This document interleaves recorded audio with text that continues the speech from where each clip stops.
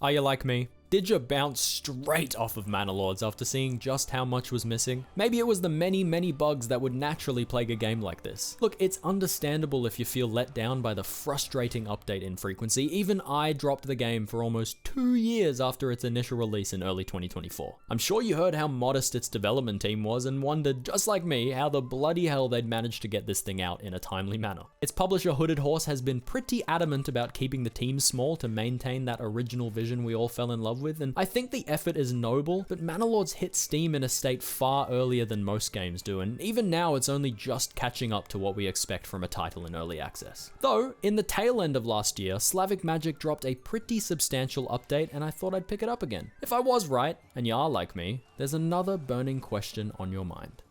So how is Manor Lords doing in 2026?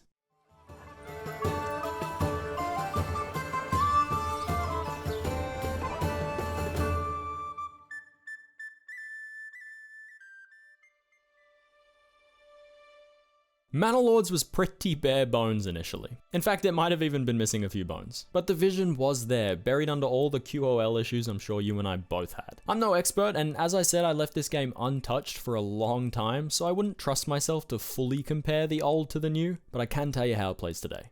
Manor Lords in its current state is a logistics game, as are all town and city builders, but this one is lacking the aesthetic control a more complete game might have. Look, from day one, minute one, it's all about scaling the production of your most valuable resource up into infinity. If there's iron in the ground, start mining and selling ironwares. If your land is fertile, start farming and selling your product. You should hunt down bandits as soon as you're able to field the men for it, and inject the spoils back into your economy, and so on and so on. Right now, the game has a way it wants to be played, and it does tend to fight you if you don't listen. Though they are making strides in a better direction. You see, there used to be a talent tree of sorts. A ton of features were locked behind development points. Features like deploying oxen on the fields, or the ability to build a charcoal kiln, effectively doubling your fuel. Almost everything here is now already unlocked. Whether you have the resources or not is the only barrier. Something so rudimentary as a skill tree was bound to feel uninspired, so they changed it. It's now akin to picking and developing a class for a specific region. You choose your specialization, be it Regensburg Guildsman, which increases the wealth gain and reduces the upgrade cost of your burgage plots while lowering the cost of importing salt and iron. Or Woodwright Journeyman, which makes bowyers and joiners more efficient, reduces overall fuel consumption, and increases the combat effectiveness of your militia. There are 9 origins to choose from, as they're called. To keep it interesting, they seem to come with drawbacks like reduced agriculture efficiency or increased retinue cost. As an idea, this is a fantastic upgrade. If the incentives and drawbacks are interesting and varied, I'd wager it'd make the game a whole lot more replayable, or at the very least less thoughtless than the previous system was. As it is implemented now, however, your first choice is your last choice. Yeah, there's only one. I think this kneecaps the game a little bit. Previously, you had more to work toward for a longer time. In its current state, you get your final specialization within the first hour or so of play. It's not that it's bad, but it cut my motivation in half once I realized there was nothing more to progress in that area.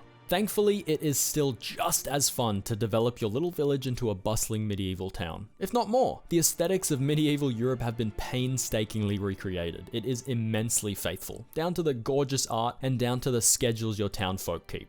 Providing they're not doing absolutely nothing for no discernible reason, or that they're not taking 42 days to get back to work after a good night's sleep, but you know. Almost everything feels authentic, and it's really fun to watch as your town grows into something that looks like it's doing what the game tells you it's doing. They lug resources from one place to another. You can watch them work at their craft, they plow the fields, they presumably plow each other, maybe in a coming update. The coming update. This extends to defending yourself from bandits or other lords that may challenge your claim. The RTS component is not nearly content complete, but it is more complete than the complete lack of real-time strategy that other town builders offer, so it's very welcome. It's mostly small scale, you know, defending from a few bandits or maybe quite a few bandits trying to set fire to everything, but sometimes a lord will try to take your lands and you'll have to fight him for it. Currently, fighting is your only option there, as diplomacy is sorely lacking at the moment. All the nitty-gritty of the fighting is good. The animations are great, and apart from looking like a bit of a clusterfuck at times, it's as you'd expect in a good way. You have more than enough control over your units and their formations. There isn't enough combat to properly gauge how influential each facet of this system is, but as of now, it all seems to work well enough. It's a whole lot more hands-on than any other game I've played. You have to either trade for or produce the equipment for your militia. They won't have any armor if you don't make it for them. The only exception is your retinue granted through the manor building part of the game. They are fully equipped, customizable, and only require some cash up front to recruit. Of course you can upgrade them, but it's initially very simple.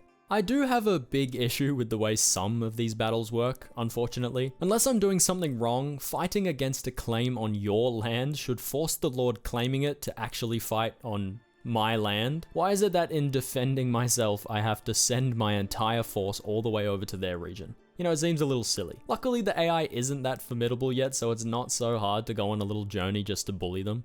I hinted at the manor or castle building system earlier, and that is a very cool but very underdeveloped feature. As far as I played, there wasn't much need for an actual castle, just a manor for your retinue and the ability to tax your citizens for all they're worth. I put a nice big wall around my entire town. It changed from the blueprint as it was built and clipped with a few buildings, but other than that, it looked great and was functional. For the people in the town, not for me. The only way to build walls is through the manor system, and the game thinks that every walled area is part of the manor, so you can no longer interact with anything but the manor itself. This sucks, but thankfully I had done just about all I had really wanted to do without mindlessly expanding further and keeping up with the growing resource cost, so this was like a final touch on the place. Look, I don't doubt that Manor Lords will be expanded on, and there'll be a million more great things to micromanage come next year, and maybe even the next, but the micromanagement, production, and military scaling is only really enjoyable for me when I'm working towards something that isn't the next 50 Burgage plots. Once I managed to do everything I needed to do, if I wanted a functional town, the only drive I had came from how I wanted my town to look. And it's pretty dry in aesthetic QOL and decor, so that didn't last long. As I said, I don't doubt they'll deliver on what they promised, eventually, but I do have doubts about its direction, or lack thereof. I'm hoping for a more tangible and involving goal, that or a much deeper and more intimate relationship with your town and its people, so it feels less like a pure logistics game as I said at the start. Once they've ironed out all the bugs, added all the QOL, and optimized the shit out of this thing, which I heard they're doing, Slavic Magic is gonna need to have a think about what motivates us to keep going. If we're not the type to care about expanding for the sake of expanding, what will get us moving into that next region and essentially starting from square one?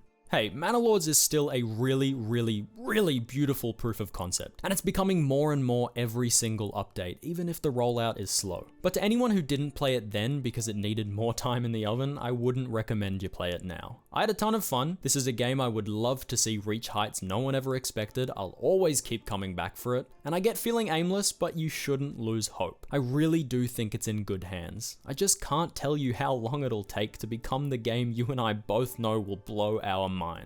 But look, if you're still interested, by all means, I'm sure you'll have just as much fun as I did. And this is not a comprehensive review, so I'd understand the need to see it for yourself. I love the game, and I'd come back every now and then even if it was abandoned yesterday. Though, because I can love something so little, so much, I am really holding out hope for it to reach its full potential. And I can't wait.